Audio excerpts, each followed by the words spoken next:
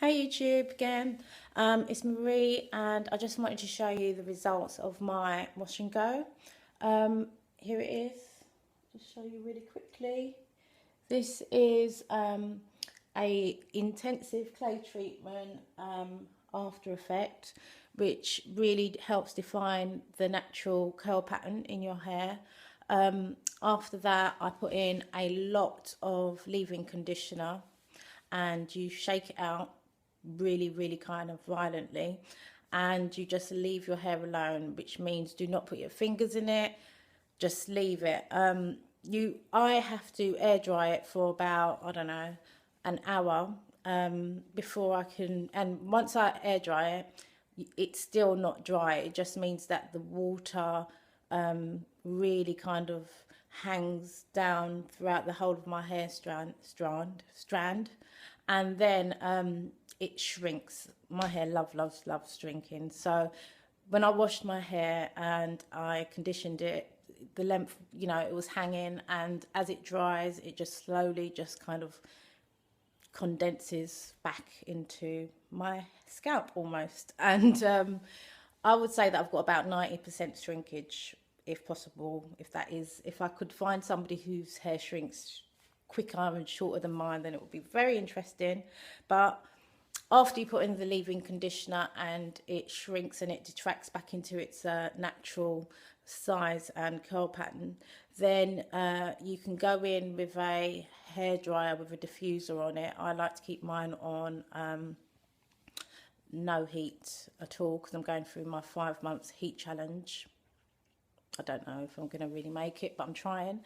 And I do that just to take off all of the white residue, stop it from dripping, and actually kind of move it so that you can find a natural part somewhere in your hair, depending on how your hair falls and how long your hair is and what size it is and things like that. After that, just again leave it, no touching, nothing. And one of the things about this method means that your hair stays detangled, because all of these tiny curls have been detangled during the conditioning and the clay treatment. So these are now very defined curls that are just snapping back into place. It is still a little tiny bit, well, it's still wet really, but I can walk around with this without it dripping. You can still see some white residue in there. That is where the conditioner, the leave-in conditioner, and the gel. Oh gosh, I forgot to tell you about the gel. So after you put in a leave-in conditioner and it starts to dry, you put in loads and loads of gel. And my hair needs loads of gel. So I use a gel by the Hinky Curly range. It's totally organic. And I put it throughout my hair. Other than that, I would suggest to do some flaxseed oil, flaxseed gel, which you can make yourself from flax seeds, and you boil them. You wait until it kind of froths up and there's some residue, and from that residue it creates a gel.